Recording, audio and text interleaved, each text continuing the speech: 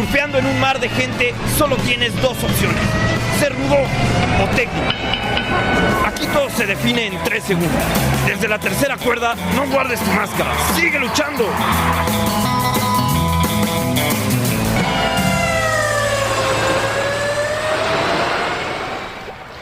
Muy buenas tardes, bienvenidos al Desde la Tercera Cuerda, este podcast semanal de arte y lucha libre. El día de hoy estoy muy contento porque me acompaña un personaje que he estado buscando y le agradezco mucho que haya aceptado la invitación. Es promotor y difusor de la cultura de los cómics desde el 94. Ha trabajado en diferentes proyectos editoriales como Super Lucha, Super Comics, es cofundador de Comicase. Sin más, Everardo Ferrer, buenas tardes.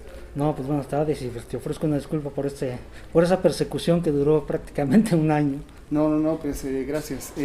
Bueno, vamos a comenzar y quería preguntarte cómo llegó el cómic a tu vida. ¿Recuerdas ese momento, ese clic? Yo recuerdo en mi infancia, mis primos son los que leían cómics, yo todavía no sabía leer y ellos ya coleccionaban varios títulos en una época en donde los puestos de periódicos estaban atascados de cómics, ¿no? Porque había muchísimas editoriales, entonces había muchísimos títulos para una gran cantidad de lectores que había en esa época, todavía en los 70s. En los 70s comienza, digamos, tu acercamiento con el cómic y con la lucha libre, ¿cómo fue? Con la lucha libre, en realidad es que ahí siempre ha habido una confusión porque hay gente que incluso me presenta como experto en lucha libre y no es así, ¿no? Yo por lo que me voy es por el lado fantástico de la lucha libre, que empezó esto con las películas de luchadores, por supuesto, ¿no? El Santo en primer término y todos los demás, Blue Demon, Mil Máscaras y todo este cine que es de factura netamente mexicana. Y pues ese es por el lado que me fui, y eso porque en esa época ya existían varios títulos que tenían a luchadores enmascarados como protagonistas, ¿no?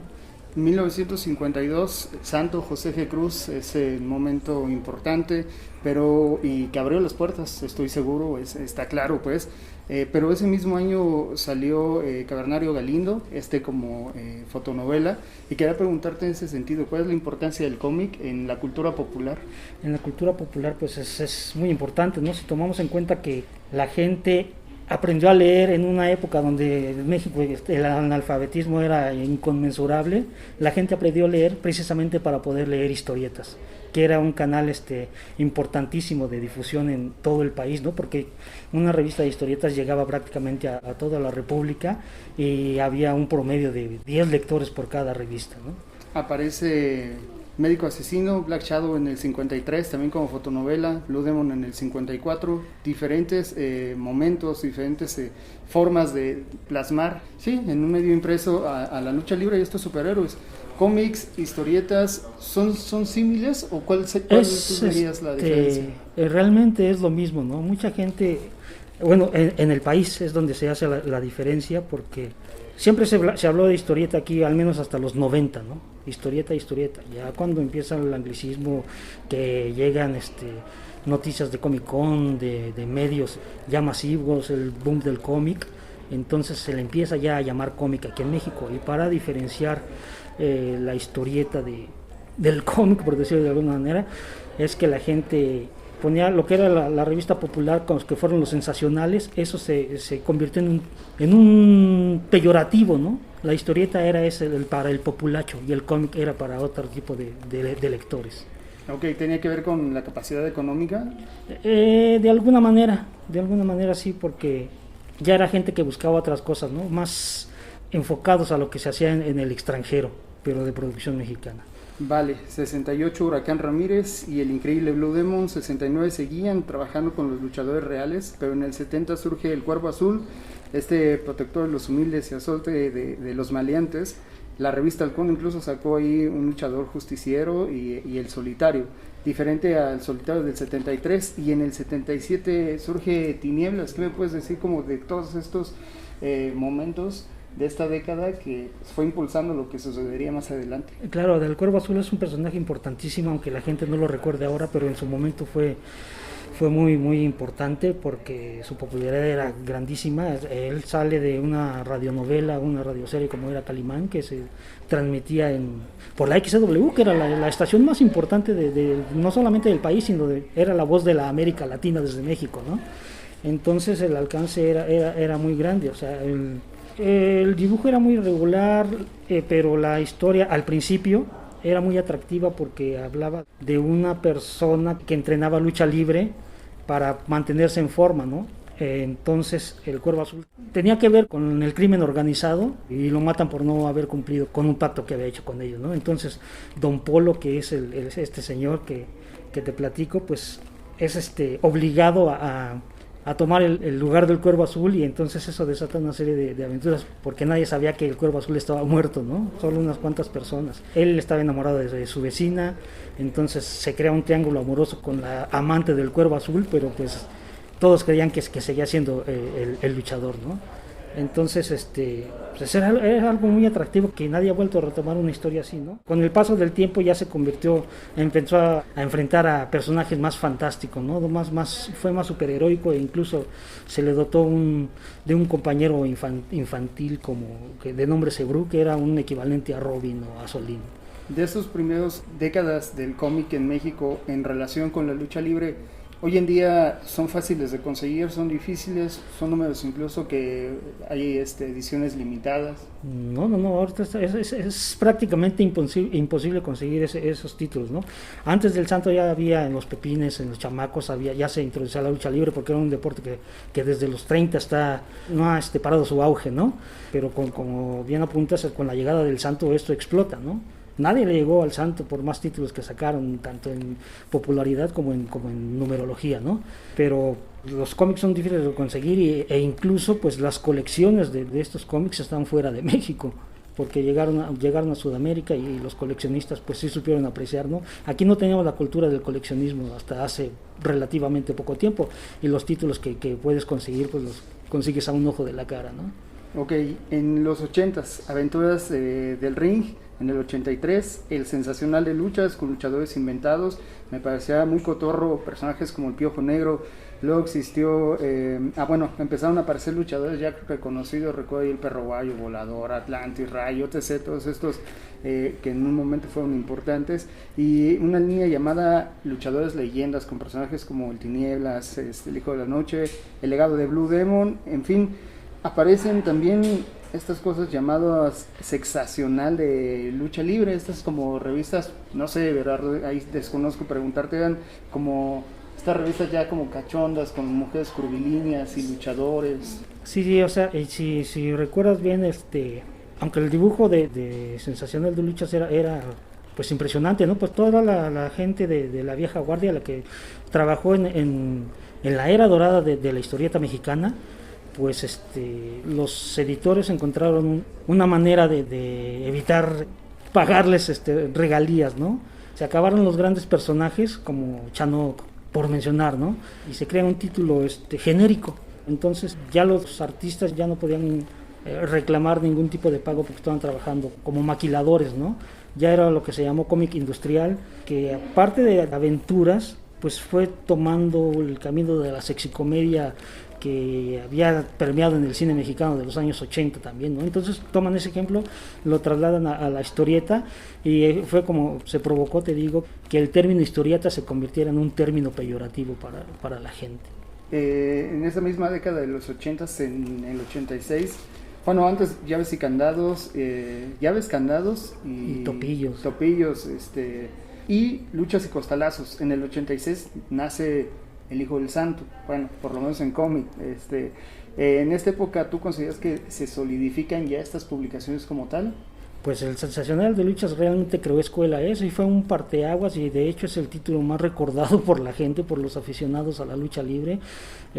Más allá de los personajes inventados como el Piojo Negro, el Chipotle Power y un sinfín de luchadores que bastante disímbolos y estrambóticos, pero cuando llegan los luchadores primero de la empresa y luego de AAA, que pasarían a AAA porque todavía no se gestaba, ¿no?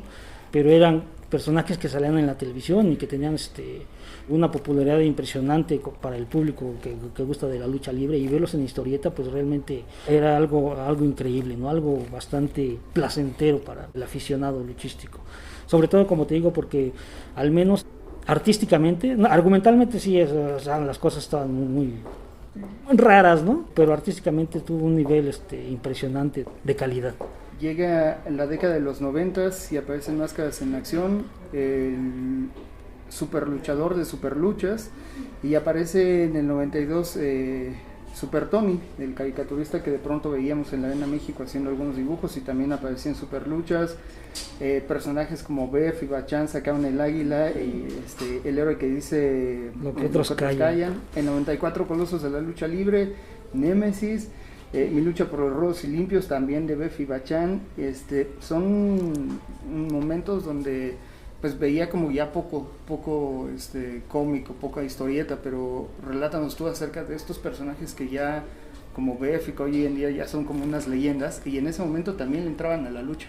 Sí, esto es algo interesante, porque sí, Bef y Bachan se convirtieron en una dupla bastante prolífica en cuestión de cómic. Ellos hacían unos fanzines, entraron en Hemofilia, que era un fanzine gore, una publicación independiente, y con tripodología felina, ¿no? Estas son cosas que hacían en la Ibero, donde estudiaban. La calidad de tanto argumental como artística de ambos es innegable, ¿no? Y de, ¿cómo podríamos decirlo?, de su grupito a tratar de llegar al cómico popular, es un paso importante que dan.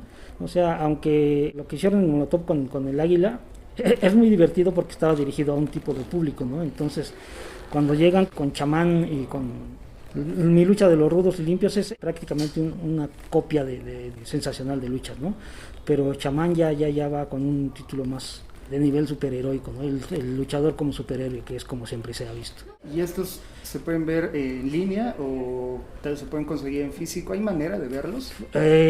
No sé si aún esté habilitada, pero hay una página de internet que se llama Sensacional de Luchas, y ahí subieron un montón de títulos de lucha libre que hasta hace poco estaban disponibles para su lectura, pero te digo, no sé si aún siga habilitado, pero sí se dieron a la tarea de reunir entre varios coleccionistas la mayor cantidad de títulos posible, no solamente de Sensacional de Luchas. Te digo, como es un título más importante en el cómic de lucha libre después del Santo, es la corona de esa página, ¿no? Sensacional de Luchas, pero tienen prácticamente todos los títulos de lucha libre que se han publicado en México. Me parece que era como una página de Blogspot. Sí, creo que sí, pero tenías la manera de descargar todos los cómics que subían, las historietas. Ok, década de los 90, 94, te comentaba, aparece este compa Nemesis 2000, donde me parece que iban a aparecer Canek, Mil Máscaras y el Hijo del Santo. El Hijo del Santo, pero aparecieron otros compas como el Centinela, Shannon y demás, ¿no? Y Tao, sí, o sea, hubiera estado muy interesante que fueran los personajes que estaban contemplados al principio, ¿no? Pero lo que hicieron posteriormente se convertiría en Kabum Studio. Aparte de que Humberto Ramos ahí pasa de La Bestia Roja a hacer este tipo de publicaciones, todavía la gente no lo conocía, ¿no? Después llega al sorprendente Hombre Araña a dibujar los Hombres X, y es un personaje es un puntal en Marvel Comics, en el cómic superheroico actualmente, ¿no? Y él es el dibujante original de Nemesis 2000.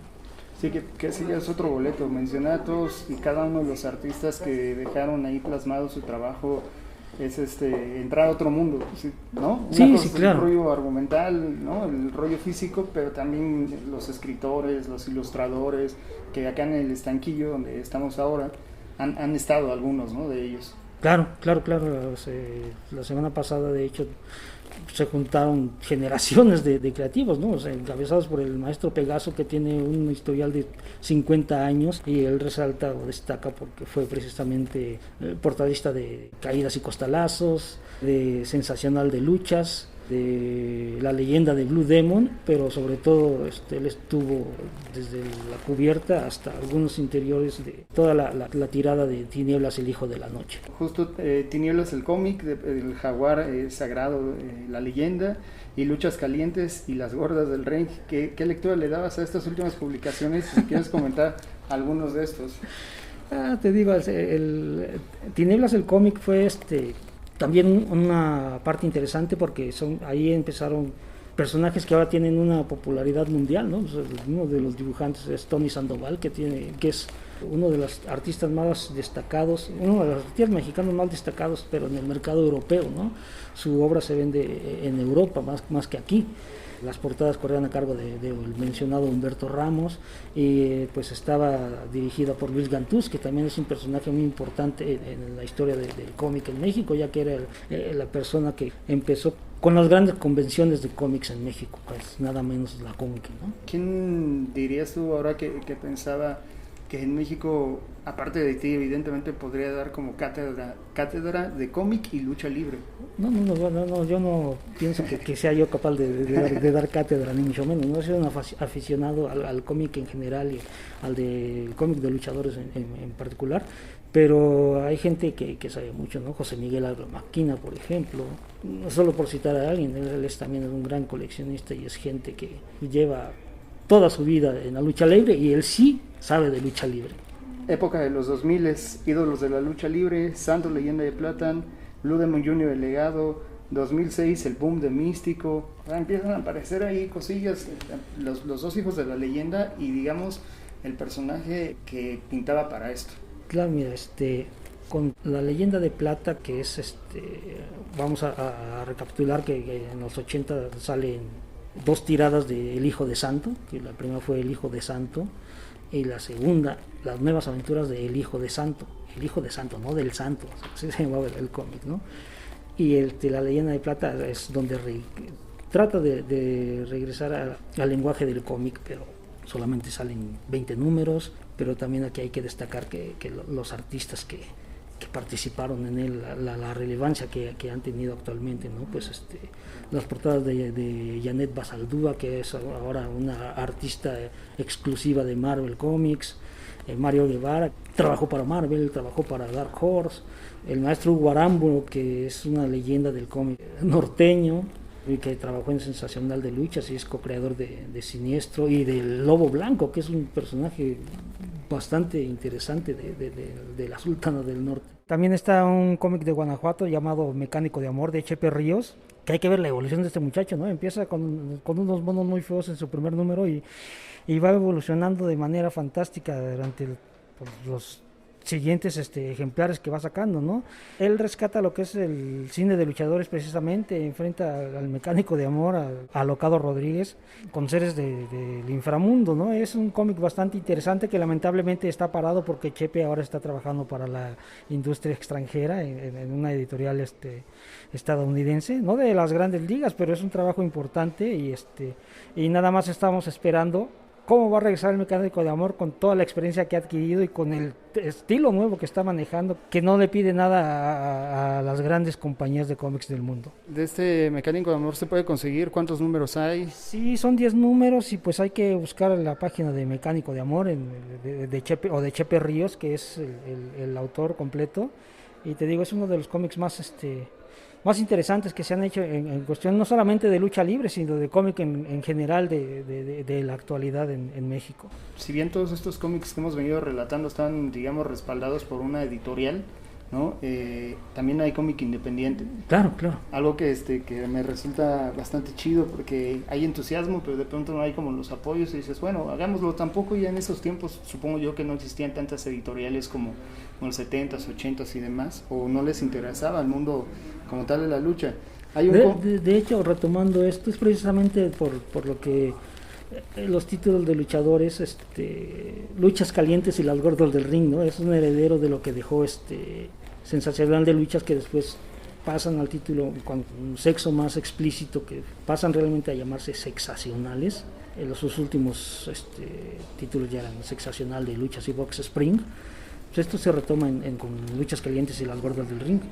Y es exactamente lo mismo, nada más que casi 3X, porque es tener portadas impresionantes, un arte fantástico, pero un argumento facilón, ¿no? Trataron de reivindicar eso en esa misma editorial en Tucán con ídolos de la lucha libre, pero se pasaron de melodrama, ¿no? Entonces, el ser una editorial dedicada prácticamente un 98% al sexo, pues ya no sabían cómo hacer un cómic familiar, ¿no? Y eso también es de lo que adoleció Místico, porque no sabes cómo llegarle a la familia. Pues las portadas de Jan Basaldúa también y de Iván Santillán y de Ulises Grostieta, impresionantes como siempre, ¿no?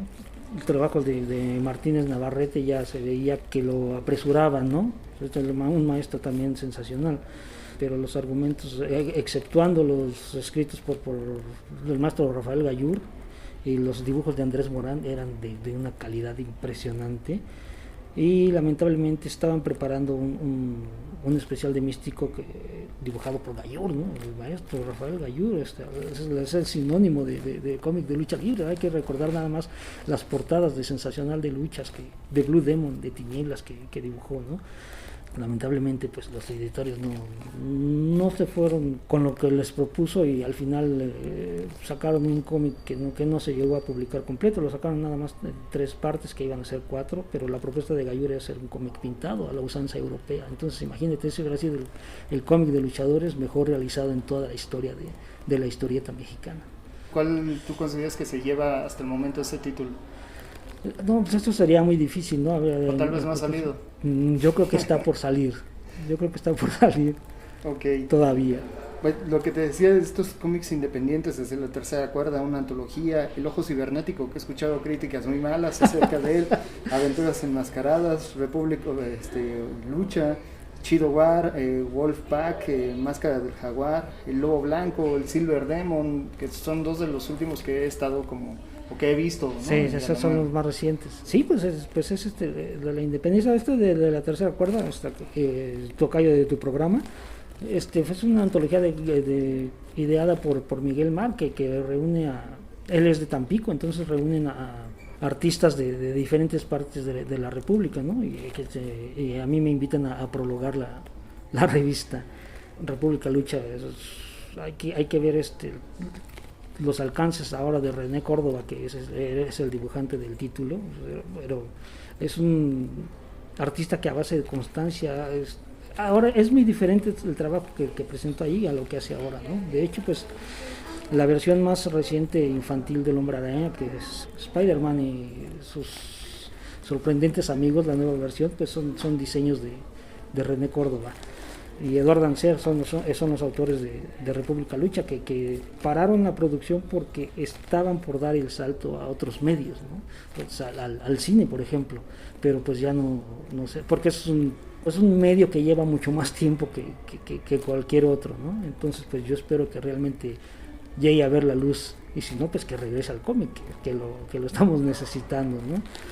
Por otra parte salió también Aventuras Enmascaradas, pero de Jorge Gulías, pero estaba muy basado en la estética de Batman Adventure, ¿no? O sea, la serie animada de Batman, que estaba bien, ¿no? Porque esa era la idea, pero no estaba demasiado clavado en ese aspecto. Ya después retoman otro estilo que no acabó de convencer a la gente. El Lobo Blanco sí es una cuestión impresionante de arte, de calidad.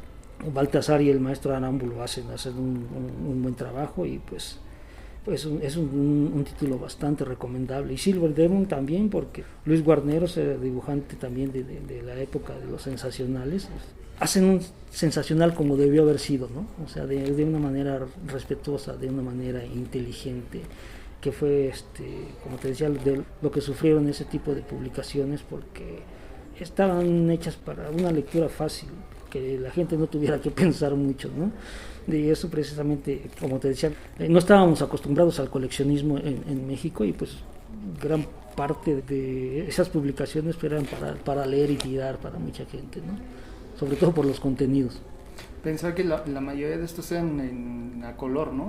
Sí. Había unos libros vaqueros que eran blanco y negro, color sepia, pero estos eran la mayoría de color. Por eso sus títulos se decían a color, en realidad se llamaba Sensacional de Luchas a color. Sí, completo. ¿Qué es lo que hacía la diferencia con las otras publicaciones? Veía, por ejemplo, Raptor en el periódico Metro, El Gato, Moxie Lucha. Hay un intento de recuperar el cómic en esta época de los 2000, entendiendo el boom de Místico, todo lo que surgió para la lucha libre, que en esa década salía El Hijo del Santo y Blue Demon Jr. con sus cómics. Pues es un género que se niega a morir.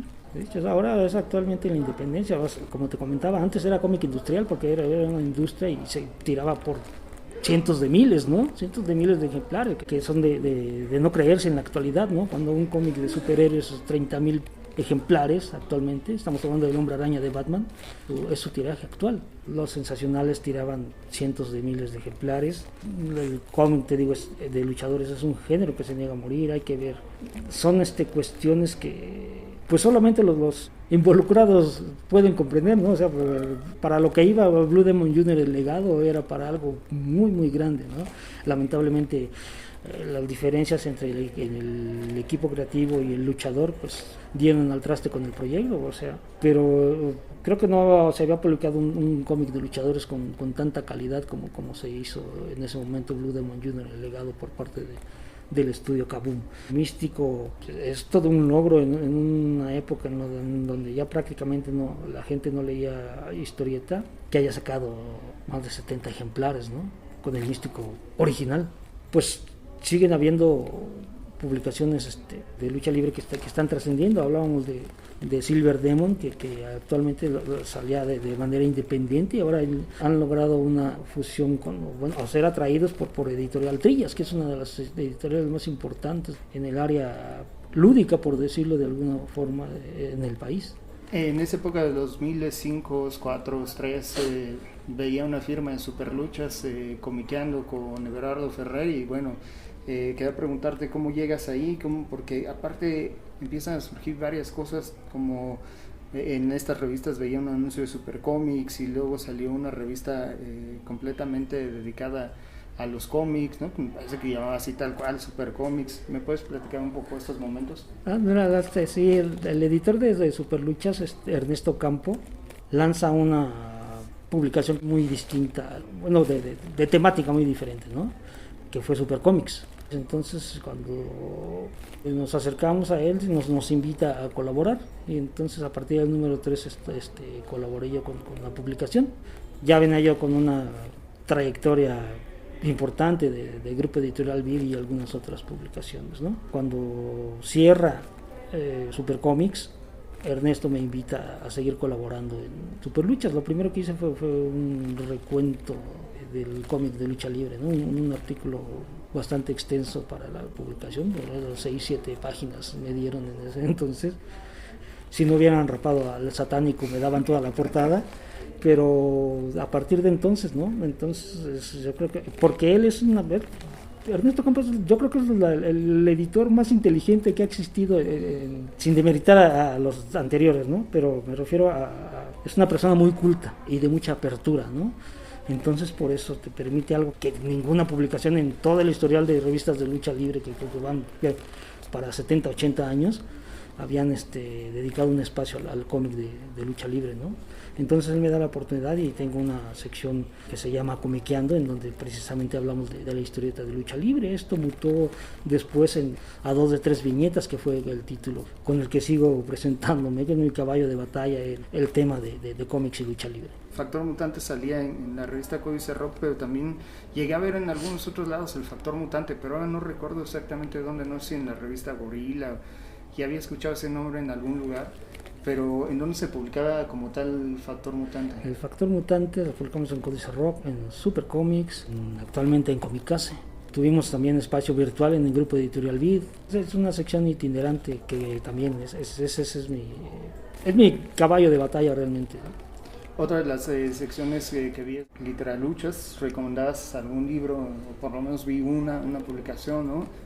Libros y lucha libre, ¿qué te viene a la mente? No, pues es que actualmente es una amalgama bastante interesante, ¿no? O sea, como gente que de la afición pasa a hacer su obra, ¿no? Por mencionar a Dan Lee, por ejemplo, ¿no? Que su pasión, su afición lo ha llevado a escribir sobre ella y pues a ganar reconocimientos nacionales por sus cuentos de lucha libre, ¿no?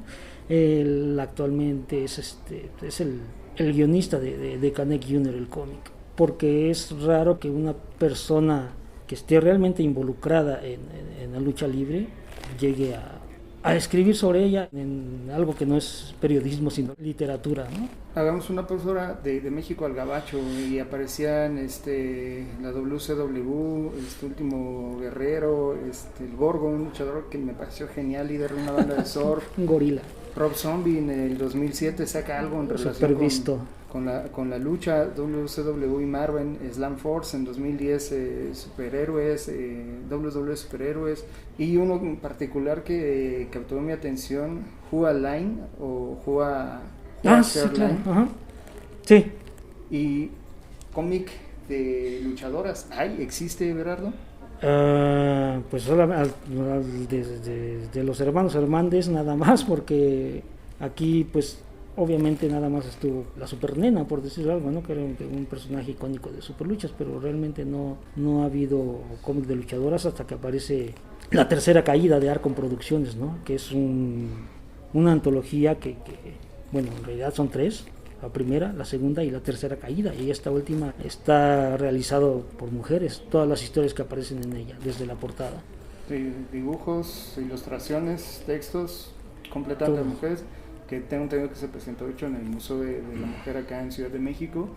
Y bueno, me venía a la mente ahora recordando Superluchas, acá algunos tirajes, algunas tiras ahí de cómic, ¿no? Recuerdo las chicas Volcano, recuerdo se llamaban Los Luchadores, empezaron a aparecer ahí, ¿quiénes eran? ¿Cómo empezaron a surgir? Pancracio Mímico, y hasta Dark Angel. Las tiritas de Dark Angel eran dibujadas por Alberto el Negro Hinojosa, que dibujaba también El Gato para el periódico Metro. Lamentablemente falleció muy joven y pues tenía muchos proyectos en mente, y las chicas Volcano y Raptor de los hermanos Verdeja, pues eran parte de la apertura que tenía Ernesto Campos para publicar ese tipo de trabajos, o sea, aunando la lucha libre y la historieta, que son algo que no se puede desligar, ¿no? Europa, del otro lado del charco, también aparecen luchadores en sus cómics, en sus tiras cómicas, en sus historietas, y veía por lo menos 2, ¿no? Uno en 2007 en Italia, Quebrada, y Spectro en 2010. Cómics de luchas en el mundo, ¿qué otros te vienen a la mente? Pues Tiger Mask de Japón, claro, ¿no? Por ejemplo, los luchadores Five, también franco-belga. Esto de Quebrada es muy interesante porque es mafia y luchadores, ¿no? O sea, retomando lo de República Lucha, esto era un mundo de luchadores, ¿no? Era como mucha lucha, pero un poco más serio, ¿no? Y Quebrada es lo mismo, pero llevado al extremo. Hay otro cómic franco-belga, bueno, en realidad es canadiense, que se llama El Espectro, que es pues es el santo. Es el santo, los creadores idolatran al santo, lo pasan a la historieta con un arte muy bonito, y lo mejor es eso, ¿no? Que lo dejan ubicado en la época de gloria del santo, ¿no? Los años 60, y ahí transcurren sus historias a través del mundo, que es la ventaja de ser un luchador importantísimo, el poder viajar a cualquier parte del mundo y aprovechar para resolver algunos casos. Hay otra cosa en esos 2010, un proyecto que voló acá a mi cabeza cuando lo conocí, El Santo de mi Devoción, ¿no? Donde tú eres partícipe de ilustraciones del santo por diferentes artistas. Platícanos un poco del procedimiento, cómo surgió la idea, dónde se presentó y el resultado. Todo surgió cuando hubo un evento para ayudar a Bachan, precisamente para recaudar fondos, el Bachatón. Pues los dibujantes participantes estaban dibujando en un pliego cada quien para completar su obra, ¿no? Era un pliego donde dibujaban todos. Pues a mí se me ocurrió que me dibujaran al santo, unos sketches muy, muy bonitos, y pues de ahí se me ocurrió la idea de que se podía hacer algo con esa temática, ¿no? Entonces, con la gente de la revista Cómica AC, Jorge Tobalín, Elizabeth Kiel y David Méndez, pues empezamos a contactar a diferentes artistas de historieta, ilustradores de todas las épocas, para crear esta exposición atómica, ¿no? Esto nos lleva a tener unos trabajos increíbles que pudieron recopilarse en un tomo de supercolección, ¿no? Y aparte de esto, pues el santo nos integra a los festejos del 25 aniversario luctuoso del Enmascarado de Plata, y pues aunque fue una exposición efímera, fue bastante relevante, ¿no? Por su significado, por toda la gente que participaba. Teníamos al maestro José Luis Durán, por ejemplo, que era portadista del santo con José G. Cruz, y a Humberto Ramos, ambos dibujantes del Hombre Araña, cada quien en su momento, ¿no? Y una pléyade de artistas impresionantes de talla internacional. ¿Salió en Comicase? Sí, salió como regalo de Comicase número 9. La gente de Tinta Negra y Roja nos patrocinó la publicación, porque de otra manera sería imposible de vender, porque tendríamos al santo aplicándonos una de a caballo, ¿no? 2010 es WWE Superstars, 2013, 2014 WWE Slam City. En México salió primera, segunda y tercera caída ya mencionadas, el Canek Junior donde tú participas, y aparecen otros vatos del gabacho que empiezan a capturar mi atención, denominados Chido Comics. Ah, sí, claro, o sea, es Chido Comics, pero esto es porque son cómics hechos en el gabacho, es parte de Basket Republic, pero lo curioso es que son luchadores mexicanos, ¿no? Los protagonistas de estos cómics, ¿no? Los Lucha Brothers, Conan, Tinieblas Junior, los Cadetes del Espacio, sin Ultraman. Te digo, es la importancia que tiene la lucha libre mexicana en otros países, ¿no? Parte de la magia de la lucha enmascarada, exceptuando a Conan, ahí todos son personajes clásicos de la lucha libre enmascarada del país. Y es un proyecto interesante que pues está un poco parado, pero no está muerto, ¿no? Es una línea que se creó directamente para publicar ese tipo de historias, de héroes de la lucha libre, de importancia universal, por decirlo de alguna forma, ¿no? El Consejo Mundial de Lucha Libre intenta hacer un esfuerzo con la nueva generación Dinamita, ¿no? En ese tiempo donde aparece esta, me parece que es solo una publicación que ahí quedó por lo visto, y quería preguntarte, bueno, justamente de esta parte de estos que hemos venido platicando, primera, segunda caída, el Canek, los Chido Comics, esta nueva generación Dinamita, ¿qué momento vive el cómic mexicano con estos títulos recientes? Bueno, como te decía, el cómic de luchadores es un género que se niega a morir, ¿no? Lamentablemente con el cómic del Consejo Mundial de Lucha Libre, pues se fueron por lo alto y trataron de meter a gente de la alta cultura a hacer cultura popular, y pues obviamente les explota en las manos, ¿no? Solo pues, el trabajo de Ricardo Osnaya, que lamentablemente estuvo apresurado para hacerlo, él se dedicó prácticamente a todo. Un cómic tiene en su mayoría fondistas, trazadores, entintadores, ¿no? Entonces pues al dedicarte solamente tú solo a hacer todo ese trabajo es algo pues que es agotador, ¿no? Hay que también resaltar que eso es lo que hizo Rulo, al menos en este primer número de Canek Junior que sacamos, ¿no? Pero te digo, el error del cómic del Consejo Mundial de Lucha Libre fue eso, ¿no? O sea, pues cómo tratas de que la gente de alta cultura haga cultura popular, choca un poco, ¿no? Canek Junior, lo contaba recién, fueron a San Diego, la Comic Con, un espacio pues, el más importante, diría yo, en tanto esta cultura alternativa, cómics y superhéroes y demás. Se acabó el título, ¿cuántos ejemplares salieron y si va a continuar, si tienes ese detalle, si no? No, el título por supuesto que va a continuar. Ahorita sí, se acabó la producción, quedarán algunos por ahí que si alguien los tiene es Dan Lee, ¿no? Pero no hay más, o sea, como anunciamos era un título de colección y pues así se quedó, o sea, no se van a imprimir más ejemplares de este primer número, pero sí estamos en miras de sacar más, por supuesto. O sea, la pandemia paró todo, o sea, pues sobre todo cuando el trabajo es independiente. Afortunadamente también Rulo Valdés, el dibujante, hombre orquesta de la publicación, pues tuvo mucho trabajo, o sea, pues, nada más colaborar para la antología de Batman El Mundo no es cualquier cosa, o sea, estar cuidando detalles entre la gente de DC, es mucho trabajo, eso es exhaustivo, ¿no? O sea, son 8 páginas, pero la gente no imagina todo lo que hay detrás de ese evento mundial, ¿no? Porque es un evento que impactó en todo el mundo. En eso estuvo ocupado, pero pues ya estamos por retomar el título y sacar nuevas cosas con el hijo de la leyenda. 2020 es Lord Freeze, Lobo Blanco, son dos que veo que están fechados en este año. Es un cómic que retoma mucho del cómic superheroico clásico, ¿no? Pero te digo, son propuestas que están ahí, o sea, mucha gente no las ve porque son publicaciones independientes que se manejan en cierto tipo de lugares, o sea, hay círculos muy cerrados para ese tipo de publicaciones, pero tratan y aportan lo suyo. O sea. ¿Qué panorama ves para el cómic de lucha libre actualmente? No, pues mientras siga habiendo aficionados, o sea, esto no va a parar, y creo que la lucha libre está dando muestras de que está muy lejos de terminarse, ¿no? O sea, cambian muchas cosas, pero el amor o la pasión por la cultura de la lucha libre y sobre todo por los luchadores enmascarados, creo que es algo que no se vislumbra un fin pronto. Los constantes, Santo, Blue Demon, Tinieblas, ¿hay algo más que tenga más de un cómic? Atlantis tuvo participación en una revista también que se llamó Megaluchas, que era una publicación chiquita que era contemporánea de Sensacional de Luchas, entonces salía en 2 títulos en su momento, ¿no? Pero sí, o sea, estamos hablando de los personajes más importantes, que son los herederos.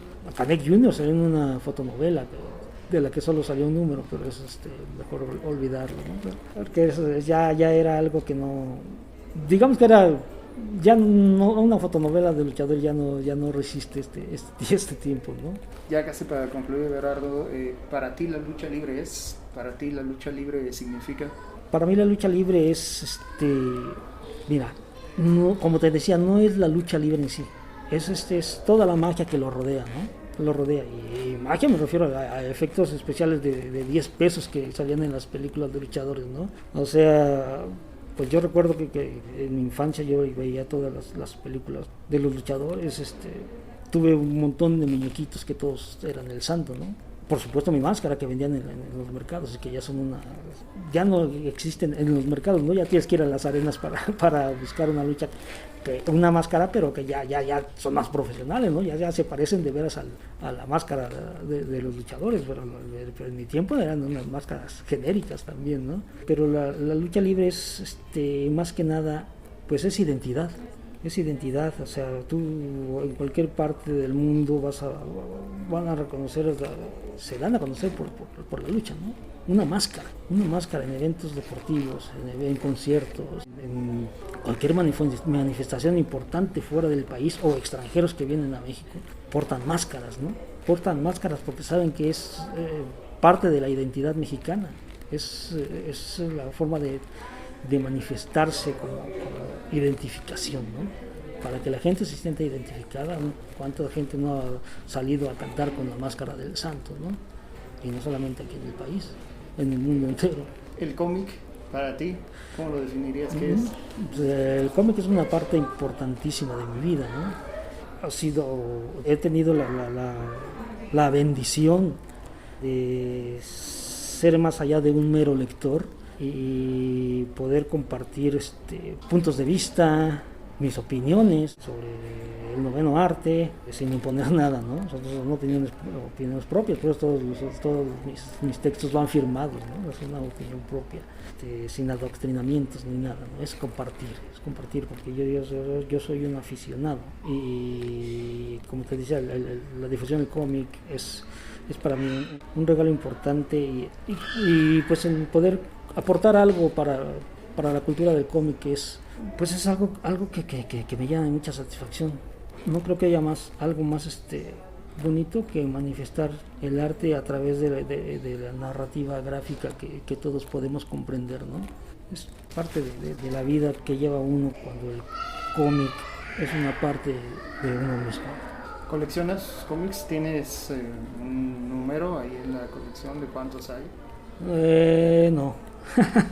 No soy mucho de estar con numerologías o con ser estrictamente coleccionista, ¿no? Tengo muchísimos cómics, eso sí, pero no soy alguien que se persigne al verlos, ni mucho menos, ¿no? O sea, tengo muchos cómics buenos, hay muchísimos malísimos, pero todos tienen su encanto. Eso sí, yo soy muy exigente a la hora de tener una lectura, porque a veces las historias son malas, como fue en el caso de Sensacional de las Luchas, pero pues ver el arte de las personas que están involucradas en ese tipo de títulos. Bueno, nada más para poner un ejemplo, ¿no?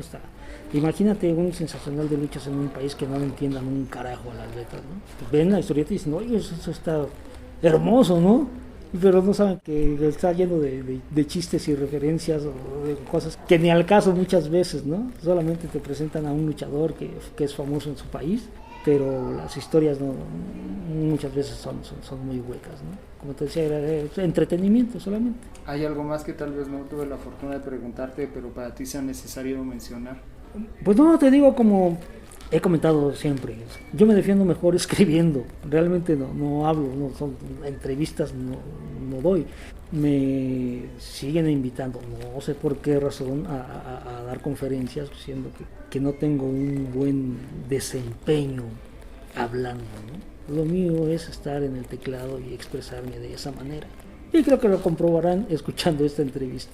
No, yo creo que me ha dejado bastante contento. Se han cubrido los temas que tenía preparados. Te vi recientemente acá en el Museo del Estanquillo en una ponencia ahí de cómic y lucha libre, tú como moderador, y de pronto es inevitable que te vayan saliendo algunos datos, algunas historias, algunos personajes importantes o trascendentes en ese sentido, y bueno, me parece importante que tu participación en ellos, no solamente personajes como José Alba Marquina o Carlos Camaleón o gente de Superluchas, mis escritores como Dan Lee, dibujantes como Rulo Valdés y demás. Bueno, siempre viene a la mente cómic y lucha libre de Everardo Ferrer, ¿no? Incluso se refieren a ti como el máster y demás. Tuve la fortuna que me acompañaste en la presentación del Pasión por la Lucha, algo que guardo, atesoro de manera muy particular en el corazón. Muchas gracias por ello, Everardo. No sé si ya te lo había dicho, pero lo reitero. Y bueno, para la gente que tal vez quiera preguntarte algún dato y saber algo más, ¿se puede poner en contacto contigo en las redes? ¿Y cuáles son las que más usas? Pues en Facebook estoy como Everardo Ferrer, ahí estoy a la orden. Ok, Facebook como Everardo Ferrer. Listo, pues te agradezco que me hayas regalado parte de tu tiempo. Hoy se hacen más actividades de lucha libre en el Panteón San Fernando. Y bueno, seguiremos viéndote en próximos proyectos. ¿Tienes en mente la puerta recién o a largo plazo? Pues seguimos integrados al equipo del Comicase, por supuesto, y estamos en lo que es en la continuidad de Canek Jr. Pues listo. Muchas gracias, Everardo. Nos vamos. Esperamos a la gente le haya gustado. Estamos en el Twitter, Facebook e Instagram como @desde la 3 cuerda. Mi nombre es Luis Ángel Hernández, alias El Perro, y pues les agradezco que pasen semana a semana a escuchar algún personaje que trabaja con la lucha libre sin necesariamente estar en el cuadrilátero. Tengan muy buena semana. Hasta luego. Ya han pasado 3 caídas. Nos vamos a descansar a los vestidores, pero no guardes tu máscara. ¡Sigue luchando!